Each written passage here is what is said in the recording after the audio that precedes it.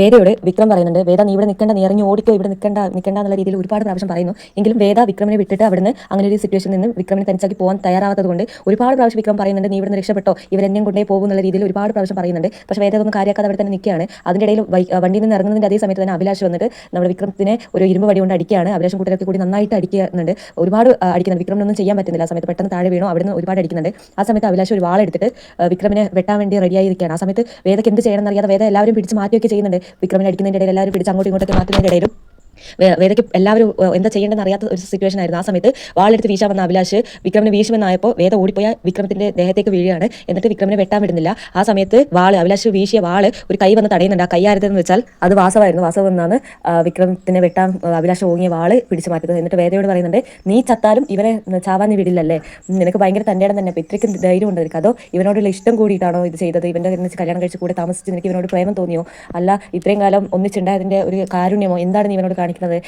നീ ചത്താലും ഇവൻ ചാവരുതെന്ന് നീ ആഗ്രഹിച്ചതിന്റെ കാരണം എന്താണെന്നുള്ള രീതിയിൽ നമ്മുടെ വേദയോട് പുച്ഛിച്ച് സംസാരിക്കുന്നുണ്ട്.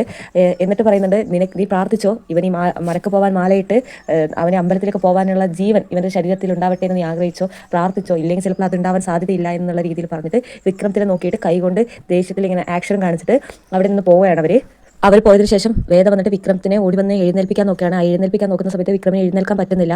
അത് കണ്ട് സങ്കടപ്പെട്ട് വേദ വിക്രമത്തിന്റെ തോളിൽ ചാരി കരയുന്നുണ്ട്. ആ സമയത്ത് വിക്രം വേദയെ സമാധാനിപ്പിക്കുന്നുണ്ട്, കൈ പിടിച്ച് പോട്ടെ, പ്രശ്നമൊന്നുമില്ല, ഇതൊന്നും ആരോട് പറയേണ്ട, ഒന്നുമില്ല, എനിക്ക് ഒന്നും പ്രശ്നമൊന്നുമില്ല എന്നുള്ള രീതിയിൽ. എന്നിട്ട് അവിടെ നിന്ന് വണ്ടി എടുത്ത് വരാൻ പറ്റാത്തതുകൊണ്ട് ഒരു ഓട്ടോ വിളിച്ചാണ് വീട്ടിലേക്ക് വരുന്നത്. അങ്ങനെ ഇരിക്കുക, ഓട്ടോയിൽ വരുന്ന സമയത്ത് വീടെത്തിയിട്ട് ഓട്ടോയിൽ നിന്ന് ഇറങ്ങുന്ന സമയത്ത് ഓട്ടോക്കാരൻ ചോദിക്കുന്നുണ്ട്, വിക്രമത്തിന്റെ പഴയ രീതികളൊന്നും മാറ്റിയില്ലല്ലേ, ഇപ്പോഴും പഴയ ശീലങ്ങളൊക്കെ ഉണ്ടല്ലോ എന്ന് പറയുന്നത്. അപ്പോൾ അത് വേദയ്ക്ക് ദേഷ്യം വരുന്നുണ്ട്. അപ്പോൾ വേദ പറയുന്നുണ്ട്, ശീലങ്ങളൊക്കെ നിർത്തുന്ന സമയത്ത് ചേട്ടനോട് വിളിച്ചറിയിക്കാം, അപ്പോൾ വന്നാൽ മതി എന്നുള്ള രീതിയിൽ ദേഷ്യത്തോട് കൂടി പറഞ്ഞിട്ട് വിക്രമിനെ കൂട്ടി വീടിനകത്തേക്ക് വരികയാണ്. അകത്തേക്ക് വരുന്ന സമയത്ത് ഇവിടെ അമ്മയും ശ്രീജേച്ചും കൂടിയിട്ട് വിക്രമത്തിന്റെ റൂം റെഡിയായ കഥകളൊക്കെ പറയുകയാണ്. റൂം റെഡിയായോ എന്നൊക്കെ പറയുന്നുണ്ട്. അപ്പം അമ്മ പറയുന്നുണ്ട്, കർട്ടനിൽ ഇടാൻ വേണ്ടിയിട്ട് ഞാൻ എൻ്റെ ഒരു പട്ട് സാരി ഉണ്ട്, ഞാൻ അത് തരാം എന്ന് പറയുമ്പോൾ ശ്രീജേച്ചി പറയുന്നുണ്ട്, വേണ്ട, അമ്മയുടെ സാരി ഒന്നും വേണ്ട, എൻ്റെ റൂമിലിടാത്ത കർട്ടൻ ഞാൻ അലക്കിയിട്ടിട്ടുണ്ട്, അതൊന്നും ഉണങ്ങിക്കോട്ടെ, അത് കഴിഞ്ഞിട്ട് അത് കൊണ്ടൊന്ന് റൂമിലിടാന്നൊക്കെ പറയുന്നുണ്ട്. അപ്പോൾ അമ്മ പറയുന്നുണ്ട്, എനിക്ക് എന്താണെന്നറിയില്ല, വിക്രം മാലയിട്ടതിന് ശേഷം വിക്രം ആളാകെ മാറി, എനിക്ക് വളരെ സന്തോഷമുണ്ട് ഈ കാര്യത്തിൽ, എൻ്റെ മോൻ ആകെ ആൾ മാറിയിരിക്കുകയാണ്, എനിക്ക് ഇങ്ങനെയുള്ള വിക്രമിൻ്റെയാണ് ആവശ്യം എന്നുള്ള രീതിയിലൊക്കെ സന്തോഷത്തോടു കൂടി സംസാരിക്കുമ്പോൾ പുറത്തുനിന്ന് ഒരു ശബ്ദം കേൾക്കുന്നുണ്ട്, അതായത് പതുക്കെ പതുക്കെ എന്നുള്ള രീതിയിൽ, പതുക്കെ വന്നാൽ മതി. അങ്ങനെ അവർ ഓടി പുറത്തേക്ക് പോയി നോക്കുമ്പോൾ നമ്മുടെ വേദ വിക്രത്തിനെയും താങ്ങി പിടിച്ചുകൊണ്ട് അകത്തേക്ക് വരുന്നതാണ് കണ്ടത്. വന്നിട്ട് അടുക്കളയിലെ കസാരയിൽ പോയി ഇരിക്കുന്നുണ്ട്. അപ്പോൾ അമ്മയ്ക്ക് ചോദിക്കുന്നത് എന്ത് പറ്റിയതാണെന്നുള്ള രീതിയിൽ ചോദിക്കുമ്പോൾ വേദ പറയുന്നുണ്ട്, വണ്ടിയിൽ നിന്നൊന്ന് വീണതാണെന്നുള്ള രീതി. അപ്പോൾ അവിടെ ഉണ്ടായിട്ട് നന്ദിനി പറയുന്നുണ്ട്, ശങ്കരൻ പിന്നെയും തെങ്ങുമ്പോൾ തന്നെ അല്ലേ, വിക്രത്തിന്റെ രീതികളൊന്നും മാറിയിട്ടില്ലല്ലോ എന്ന് പറയുമ്പോൾ കമലാമ്മ നന്ദിനിയെ ഇങ്ങനെ ദേഷ്യത്തോടു കൂടി നോക്കുമ്പോൾ, അയ്യോ സ്വാമി അങ്ങനെയൊന്നും പറയാൻ പറ്റില്ലല്ലേ, സ്വാമിയാണല്ലേ എന്നുള്ള രീതിയിൽ പറയുന്നുണ്ട്.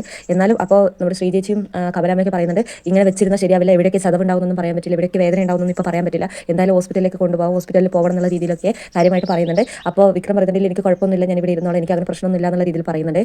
വേദയും പറയുന്നുണ്ട്, അതിൻ്റെ ആവശ്യമില്ലാന്ന് തോന്നുന്നു, അത്രയ്ക്കൊന്നും ആയിട്ടില്ല എന്നുള്ള രീതിയിലൊക്കെ പറയുന്ന സമയത്ത് നമ്മുടെ നന്ദിനിയൊക്കെ ഒരു പുച്ഛത്തോടു കൂടി അവിടെ ഇരിക്കുന്നുണ്ട്, ഇതെന്തോ വേറെ എന്തോ സംഭവമാണെന്നുള്ള രീതിയിൽ തന്നെ നന്ദിനിയെ ഉറപ്പിച്ചിരുന്നു. പക്ഷേ ബാക്കി എല്ലാവരും സങ്കടത്തോടെ നിൽക്കുന്ന സമയത്താണ് അവിടേക്ക് അച്ഛൻ കയറി വരുന്നത്. മാഷ് കയറി വരുന്ന സമയത്ത് പറയുന്നുണ്ട്, വീണ്ടും തുടങ്ങി, എന്തിനാ കള്ളം പറയുന്നത്, ഇത് എന്താ സംഭവിച്ചെന്ന് ചോദിക്കുമ്പോൾ നമ്മുടെ വേദ പറയുന്നുണ്ട്, വണ്ടിയിൽ നിന്ന് വീണതാണ്. അപ്പോൾ വേദയോട് പറയുന്നത്, കള്ളം പറയേണ്ട മോളെ, എന്തിനാ കള്ളം പറയുന്നത്, ഇത്രയും ആൾക്കാരുടെ മുമ്പിൽ വെച്ച് നടന്നൊരു കാര്യമല്ലേ, അതെന്തായാലും ഇന്നല്ലെങ്കിൽ നാളെ എല്ലാവരും അറിയാൻ പോകുന്നതാണ്, ഇവരൊന്നും ഒരു കാലത്ത് നന്നാവില്ല, ഇവരങ്ങനെ എത്ര പെട്ടെന്നൊന്നും നന്നാവാൻ പറ്റില്ല എന്നെല്ലാം പറഞ്ഞ് ഒരുമാതിരി പുച്ഛിക്കുന്നുണ്ട് വിക്രമത്തിന്. എന്നിട്ട് കമലാമ്മയോട് പറയുന്നുണ്ട്, നീയൊക്കെ വെറുതെ ആഗ്രഹിക്കുകയാണ് ഇവൻ നന്നാവും, ഇവൻ നല്ല മനുഷ്യനായി എന്നൊക്കെ, ഇതൊന്നും സംഭവിച്ചിട്ടൊന്നുമില്ല, ഇവൻ പഴയ രീതിയിൽ തന്നെയാണ് ഇപ്പോഴും ഉള്ളത്, ഇവൻ മറ്റുള്ളവരൊക്കെ പറ്റിച്ച് ജീവിക്കാൻ ഇവൻ അറിയൂ, ഇവന് പറഞ്ഞിട്ടുള്ള പണി ഗുണ്ടയും തല്ലും പിടിയൊക്കെ തന്നെയാണ്, ഇവന് വേറെ ഒന്നും പറ്റില്ല എന്നുള്ള രീതിയിൽ വിക്രം നന്നായിട്ടില്ല എന്നുള്ള രീതിയിൽ പറയുമ്പോൾ വേദയ്ക്ക് അതൊന്നും ഉൾക്കൊള്ളാൻ പറ്റില്ല. വേദ പറഞ്ഞു, അങ്ങനെ നല്ല അച്ഛൻ ഇവിടെ സംഭവിച്ചതെന്ന് പറയുമ്പോൾ വേദയുടെ വാക്കുകളൊന്നും കേൾക്കാൻ റെഡിയാവാതെയാണ് മാഷ് അവിടെ നിൽക്കുന്നത്.